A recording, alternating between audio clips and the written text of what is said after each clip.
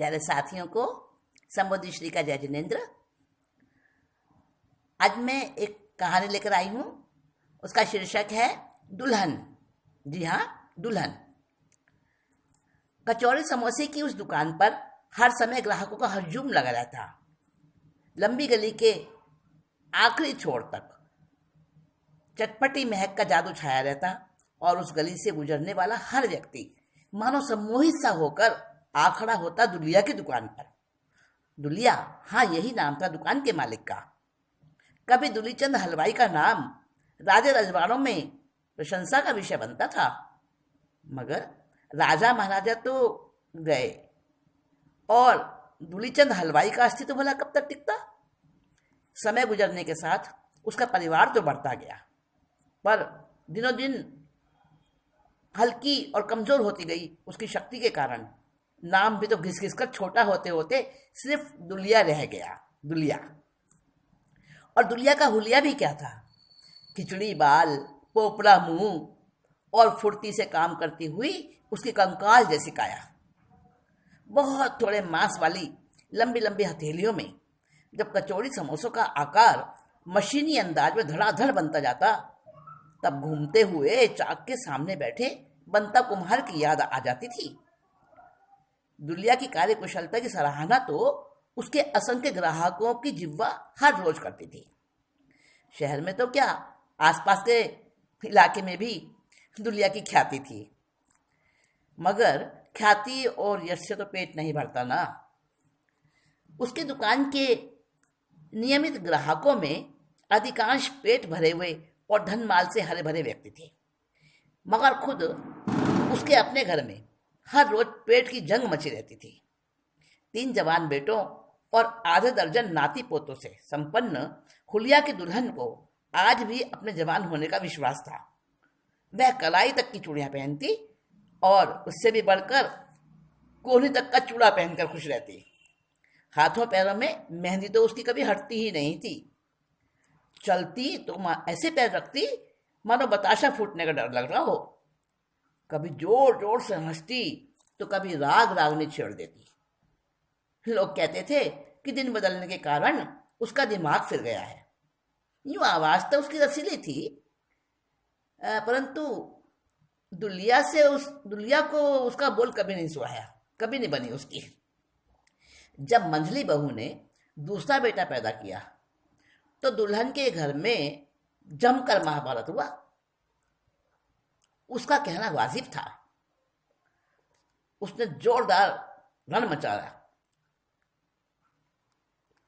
गलत नहीं था उसका कहना भी, वो भी अपनी जगह सही थी। मगर दुलिया बेटे और बहुओं को घर से भला क्यों कर निकाले?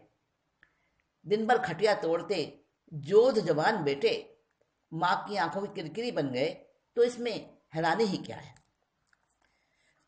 कड़वा करेला नीम चढ़ा, इस कहावत के अनुसार तीनों बहुएं भी पक्की झगड़ालू थी और नखरेबाज भी मिली। इस सारे बवंडर के बीच दुलिया बहादुर सिपाही की तरह डटकर खड़ा था। थोड़ी देर के लिए उसे रोटी खाने घर जाना पड़ता था, ये उसकी मजबूरी थी। और हर टाइम की दांता किलकिल से ज्यादा परेशान होकर दुलिया ने घर जाना भी तो बंद कर दिया था।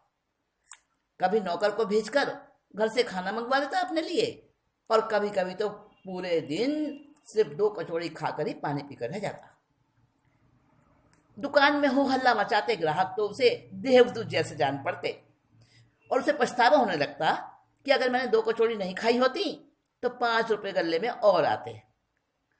पर पेट का गल्ला भी तो भरना जरूरी है ना।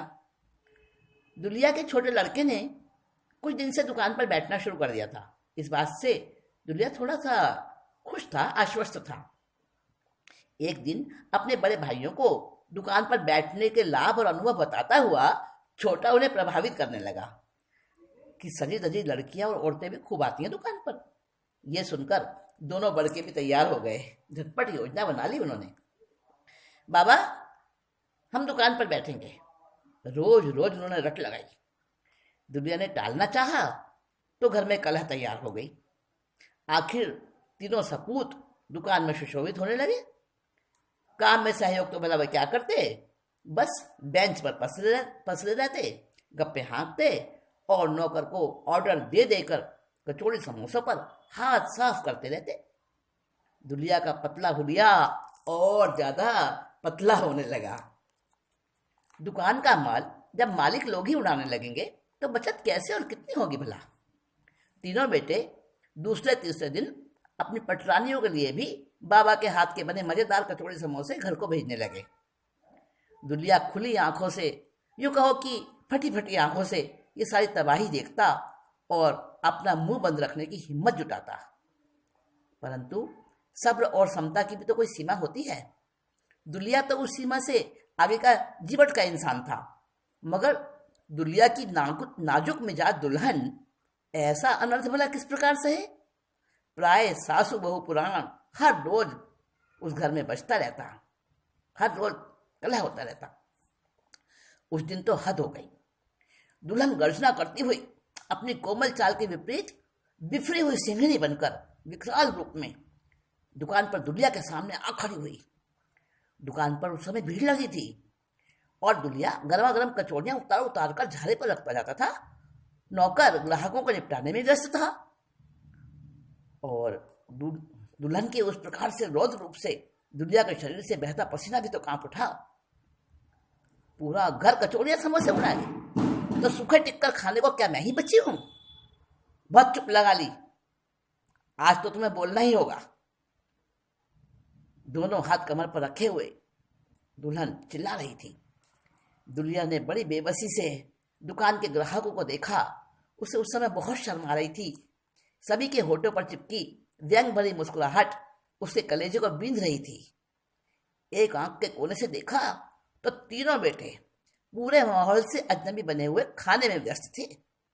दुल्हन की चिल्लाहट को जब दुल्हिया ने अनसुना कर दिया, कुछ नहीं बोला, तो वो एकदम उसके हाथ को पकड़कर झटकते हुए चिल्लाड़ी, अभी की अभी फैसला कराऊंगी आज मैं। बोलो, न्यारा करते हो इन नालायक औलादा को या नहीं? तुम्हारी तरह सन्यासी बनकर मैं नहीं रह सकती। हाँ। फिर वो तूफान की तरह बेटों को सामने जाकर जा डटी। उनके सामने रखी प्लेटें उसने उठा उठाकर पटक दी। दुकान के ग्राहक इस रणचंडी के तेवर देखकर डर गए। कुछ तो बाहर से भाग छूटे और कुछ दीवार से सटकर दुबक गए। निकलो हरामजादो, पत्ता तक हिलाते नहीं और खाने के लिए चाहिए पंसेरी भर। निकल जाओ यहां से। अपनी अपनी लाडे सर जोरुओं को भी लेते जाओ साथ में। हाथ पकड़ पकड़ कर बेटों को धक्याती हुई उसने उनको दुकान से नीचे उतार दिया। दुल्हिया का तो कंठ सूख रहा था, जबान जैसे तालू से चिपक गई हो। हाथ के इशारे से अपनी बीवी को रोकने की नाकाम कोशिश की, मगर उसकी कुछ भी पेश न चली। अगले दिन दुल्हन दुल्हिया के साथ दुकान पर आ बैठी। कढ़ाई मांजने से लेकर मैदा गूंथने, मसाला तलने पीसने तक की सारी जिम्मेदारी उसने अपने हाथ में ले ली। थोड़े ही दिनों में दुल्हन ने दुकान की काया ही पलट दी। सभी ग्राहकों को अब दुल्हन के हाथ की बर्फी और आइसक्रीम की फरमाइश रहती। एक तरफ ठंडी लस्सी और जूस का काउंटर भी तो खुल गया था। दुल्हिया की दुकान अब होटल का रूप ले चुकी थी। कामचोर बेटों और नजरअंदाज जबान दराज बहुओं को भगाकर दुल्हन ने सचमुच बहुत बड़ा काम किया था। दुल्हिया को अब उससे नफरत नहीं थी। हाँ, बोलता तो उससे अब भी नहीं था, मगर रस भरी आंखों से उसको देखता जरूर रहता था। एक दिन ठेले पर रंग बिरंगी चूड़ियां सजाकर परमू बिसाती दुल्हिया की दुकान के आगे से गुजरा तो दुल्हिया ने उसे इशारे से रोका। दुल्हन तो उस वक्त जूस वाले काउंटर पर थी। उस पर एक उड़ती सी नजर डालकर दुल्हिया ने परमू को अपने पास बुलाया। चूड़ियां उससे कागज में लपेटवाई, फिर नौकर को बुलाकर कुछ समझाया और दुल्हिया उसी वक्त दुकान के भीतरी भाग में चला गया। दुल्हन बड़ी जल्दबाजी से व्यस्त भाव से आकर पूछने लगी, क्यों बुलाया, कहो, भीड़ खड़ी है ग्राहकों की। उत्तर में दुल्हिया ने कुछ ना कहकर उसकी कलाइयों में चमकीली रंगीन चूड़ियां पहना दी। दोनों ने एक दूसरे की आंखों में देखा और हंस पड़े। कहानी इतनी ही थी। आज की कहानी आपके सामने मैंने प्रस्तुत की। अगली बार बहुत जल्दी मिलेंगे। तब तक के लिए take care and bye bye.